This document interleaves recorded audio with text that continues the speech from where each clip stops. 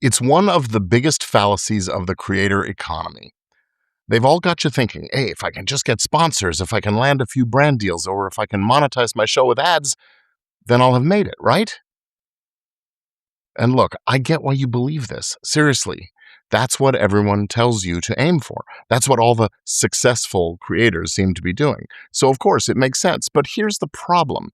Ads and sponsorships can make your business look successful, while what they're actually doing is quietly making it fragile and dependent and capped.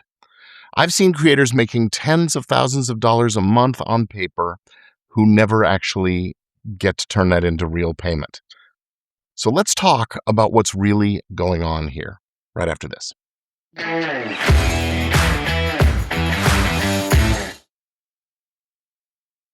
All right, it's probably the most common belief in the creator world that sponsorships are the finish line. And once brands start paying you, well, then you've made it. And to be fair, it feels like validation. Someone is paying for access to your audience. That's real, but it's also incomplete because what it doesn't mean is that you've built a real business. Let's break this down a little bit. Most sponsorships are based on CPM, that's cost per mil, thousand, or flat rates, which means that your income is tied directly to how many people you reach and how many ad slots you have in your show. So if your audience is small, your revenue is small. If your audience grows, well, your revenue grows a little bit, but it doesn't explode. It scales slowly, very slowly. And most importantly, you're renting out attention. You're not building equity. You're not building something you own. Now, here's where it really gets dangerous because you don't control when the deals come in, what they pay, whether they renew, or when or how you actually get paid. And a lot of creators, especially podcasters, are either relying on the platforms or the media hosts, or they're working through networks or agencies. And that means you're not even the one who collects the money. And that's where things can go very, very wrong. Now, I've seen this firsthand in my law practice. A podcast has a great audience, strong engagement, lots of ad deals, all of that on paper. On paper, they were crushing it. Tens of thousands of dollars per month in sponsorship revenue. Not bad. But what was really happening? Well, the network that was responsible for selling the ads and collecting that money, well, that network either couldn't or wouldn't actually collect. So the creators are doing everything they're supposed to, delivering host-read ads, creating space in the show for dynamically inserted spots, making it easy for the programmatic ads to fit inside their show. Meanwhile, sponsors delayed. Invoices sat there unpaid. There's no enforcement, no follow-up. And the creators, they had already delivered on all the ads. They'd already done the work, so they had no leverage or bargaining power. And month after month, they are owed money that never showed up. Finally, they came to me. It was almost a year of no getting paid, and we ended up having to bring in litigation attorneys, and it's still going on. It's terrible. That's not a business. That is exposure. It's liability. It's risk. Here's another story. An ad sales agency representing a whole roster of podcasters, well, they're out there doing deals, collecting payments from sponsors, handling everything, until one day they disappeared, just gone. Ghosted all of their clients, all of their podcasts, and with them, the money gone. Hundreds of podcasters who had already delivered everything they were supposed to do, waiting expectantly for their payment, never got it.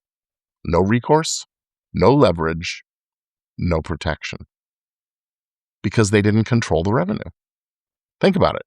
If your sponsors disappeared tomorrow, if your network vanished or your agency stopped answering emails, would you still have a business? Would you still be able to draw an income from what you're doing?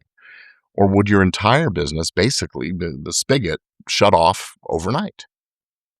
Even if everything works perfectly, there's always a ceiling.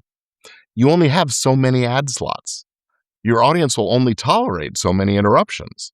Brands will only pay so much for access to that audience. So even the big shows, eventually they hit a plateau. And that's the part nobody really talks about.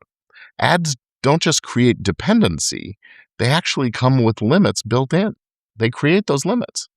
And then there's the stuff that you don't really control. You really don't control. Economic downturns, marketing budget cuts, platform shifts, changes to the algorithms. Suddenly, your sponsors pull back or your revenue just disappears, even though you did everything right. So here's the shift. Let me be clear. Sponsorships aren't bad. They're just not the foundation you want to build your whole business on.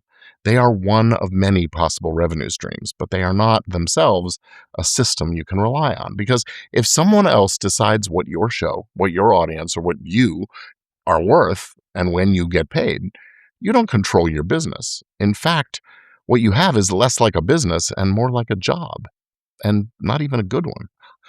Where most creators keep getting things wrong is this: they focus on content and then they chase monetization.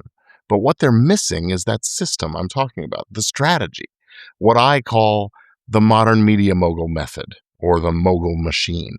It's not just about making content. No, it's about doing that with intention, with a calculated strategy that turns that content into assets, that leads to owned relationships, controlled revenue.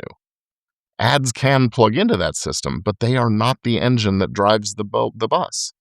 No, real leverage comes from what you own, from your products, from your services, from your memberships, your engagement with your audience, your contact with them, your intellectual property, that direct relationship with your audience.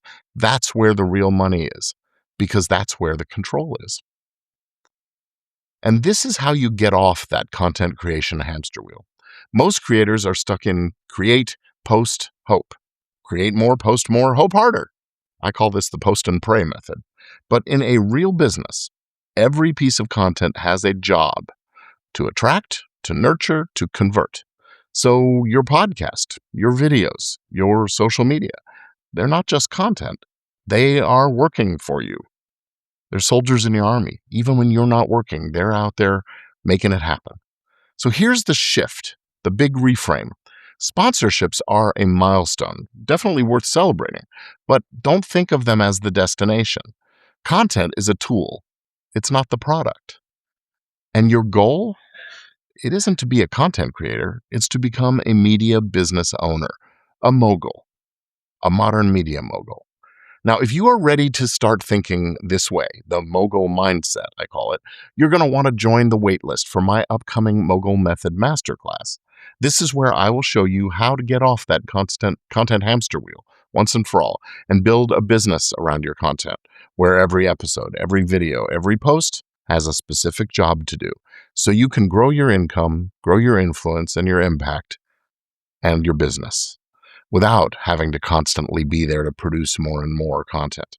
So get on that wait list right now. It's at waitlist.makeamogul.com. That's waitlist.makeamogul, all one word, makeamogul.com. Waitlist.makeamogul.com. Now, next time, we're going to talk about something even more fundamental: why you don't own your audience and how you can fix it.